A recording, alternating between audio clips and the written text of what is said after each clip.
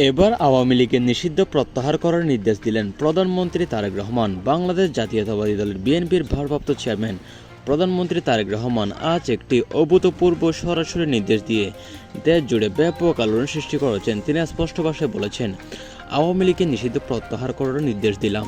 তারেক রহমান বলেন, আওয়ামী লীগ একটি বড় রাজনৈতিক দল, এই দলকে নিষিদ্ধ করে রাখা সম্ভব নয়।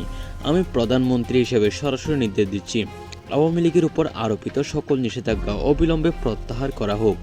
দলটি থেকে এখনও খোলাখুলিভাবে রাজনৈতিক কার্যক্রম চালাতে পারবে, সমাবেশ করতে পারবে এবং জনগণের সামনে ফিরে আসতে পারবে আওয়ামী লীগ। তিনি আরও বলেন, দেশের গণতন্ত্রকে সত্যিকারের অর্থে ফিরিয়ে আনতে হলে আওয়ামী লীগকে রাজনীতিতে ফিরিয়ে আনতে হবে, এটা আমার সিদ্ধান্ত। আওয়ামী লীগ চাইলে এখন থেকে পূর্ণাঙ্গ রাজনীতি করতে পারবে। তারেক রহমানের এই নির্দেশ বিএনপি সরকারের অভ্যন্তরে রাজনৈতিক মহলে ব্যাপক আলোড়ন সৃষ্টি করেছে। আওয়ামী লীগ নেতাকর্মীদের মধ্যে এই ঘোষণা ছড়িয়ে পড়তে আনন্দ উল্লাস দেখা যাচ্ছে।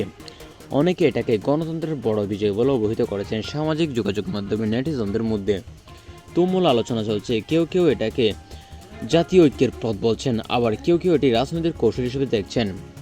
বিএনপির সরকারের আমলে এনসিপি নিষিদ্ধ হওয়ার পর এখন প্রধানমন্ত্রী তারেক রহমানের মুখে আওয়ামী লীগের নিষেধাজ্ঞা প্রত্যাহারের সরাসরি নির্দেশ দেশের রাজনৈতিক অঙ্গনে ব্যাপক তোলপাড় সৃষ্টি করেছে।